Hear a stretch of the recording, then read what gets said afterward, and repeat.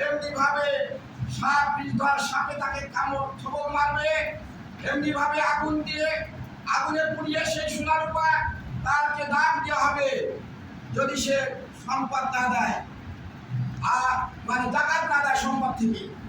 শুধু তাই নয়, যে ব্যক্তি জাকাত দেয় না, নামাজ পড়লো অথচ জাকাত দিল না, সেই ব্যক্তিকে আল্লাহ রাব্বুল আলামিন বলেছেন সে ব্যক্তি যে জাকাত দেয় না, সে এই জাকাত না দেওয়া হলো মুশরিকের কাজ, অতএব সে আর ইমানদার থাকে না। সে জাকাত দেয় না, সে আর কি থাকে না? ইমানদার থাকে না, মুমিন থাকে না, সে মুশরিক হয়ে যায়, কাফের হয়ে যায়।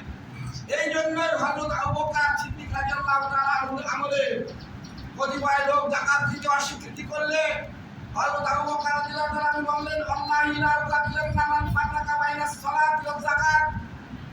যে ব্যক্তি নামাজ এবং যাকাতের ভিতর পার্থক্য করবে, নামাজ পড়বে অথচ যাকাত দেবে না, আমি তার বিরুদ্ধে যুদ্ধ করব। হযরত ওমর রাদিয়াল্লাহু তাআলা আমি সহ অনেকে চিন্তা করলো, মুসলমান তারা যারা নামাজ পড়ে তারা তো মুসলমান, তাদের বিরুদ্ধে হযরত আবু বকর কি করে যুদ্ধ করবেন? মুসলমানের বিরুদ্ধে তো মুসলমান যুদ্ধ করবে না। এরপরে হযরত ওমর রাদিয়াল্লাহু তাআলা আবার বললেন, রাসূলের আমলে যে ব্যক্তি বিদায়নি উট দেশে, গরু দেশে, ছাগল দেশে যাকাত, অথচ আজকে ছাগলের দড়ি দিতে যাবে না, শুধু ছাগল না দেওয়া তো দূরের কথা, ছাগলের দড়ি যদি না দেয় তবু তার বিরুদ্ধে যুদ্ধ। এরপরে সবাই বুঝতেই হলো, তাই তো বিষয়টা যে যাকাত না দেয় সে তো আর মুসলমান থাকে না, আর মুসলমান না থাকলে তার বিরুদ্ধে যুদ্ধ করা। সম্মানিত উপস্থিতি, হযরত আবু বকর রাদিয়াল্লাহু তাআলা যুদ্ধ করেছিলেন যারা যাকাত দিতে চেয়েছিলেন না তাদের বিরুদ্ধে। সুতরাং যুদ্ধ শামিল হয়ে যাবে যে যাকাত দিতে যাবে না। আর ওসর হলো মালের সম্পদ, মাল জমিতে উৎপাদিত ফসল, এই উৎপাদিত ফসল আবার নিসাবটা হলো মিনিমাম 5,000 অর্থাৎ 25 মণ। 25 মণের বেশি যদি ফসল, ধান হোক পাট হোক যে কোনো ফসল, জমিতে ফসল উৎপাদিত ফসল 25 মণের বেশি যদি হয় এবং এটা যদি বছরে 2-3 বারও হয় তো 2-3 বারই ওষুধ দিতে হবে। 25 মণের উপরে গেলে তাহলে তাকে যাকাত দিতে হবে 10 ভাগের 1 ভাগ।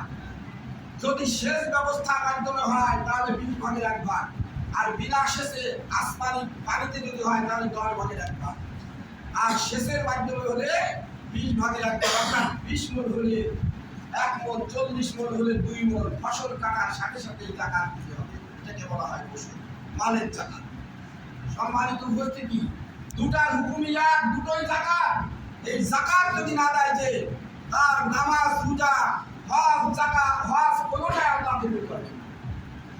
অতএব যাকাত দেওয়া এটা আমাদের জন্য আল্লাহ পাকের বিধানের একটা সবচেয়ে একটা বড় ফরজ, যেটা নামাজের পরই যাকাতের কথা এসেছে। আমরা বলে থাকি নামাজ, রোজা, এটা আমাদের পরিভাষা, নামাজ রোজা আল্লাহর পরিভাষা না। আল্লাহ পাক নামাজের সাথে সাথে যাকাতের কথা বলেছে।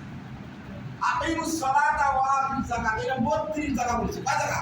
32 জায়গা আল্লাহ রাব্বুল আলামিন নামাজের পরই যাকাতের কথা বলেছে। সুতরাং নামাজ যে পড়বে আর যাকাত দেবে না, তার ওই নামাজও কবুল হবে। অতএব আমাদেরকে আর 13 জায়গা দানের কথা বলে, সাদাকা বলেছেন, এটা যাকাত বোঝানো হয়েছে, আর 40-এর বেশি জায়গায় এমনি ব্যয়ের কথা বলেছেন। সুতরাং যাকাত 80-র উপরে জায়গা যাকাতের কথা আল্লাহ রাব্বুল আলামিন কোরআনের মধ্যে দিয়েছেন। সুতরাং এই যাকাত দেওয়াটাকে আমরা জরিমানা মনে করি, করে আমরা যাকাত দিই আমরা কুশলে। আর একটা মাসলা হলো, যাকাতের টাকা যদি হিসাব করে না দেওয়া হয়, আপনার যাকাত হিসাব করলে আপনার 2,000 টাকা যাকাত হয়, কিন্তু বেহিসাব করে আপনি 10,000 টাকা দিয়ে দিলেও যাকাত আদায় হবে না। বেহিসাবে আপনি 10,000 টাকা দিয়ে দিলেন, যাকাত আদায় হবে না। আপনার সম্পদের হিসাব করে আপনি শতকরা 2.5 টাকা হিসেবে যাকাত দিবেন, এটা হলো ফরজ। এরপরে আপনি নফল সাদকা করবেন, সেটা আলাদা কথা, সেটা করবেন, সমস্যা নেই।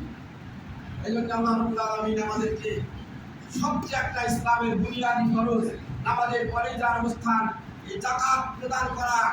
এটা যাকাত যদি ইসলামী রাষ্ট্র হয় তাহলে যাকাত রাষ্ট্রীয় ব্যবস্থাপনায় আদায় করা।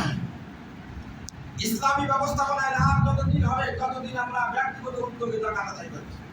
আর যখন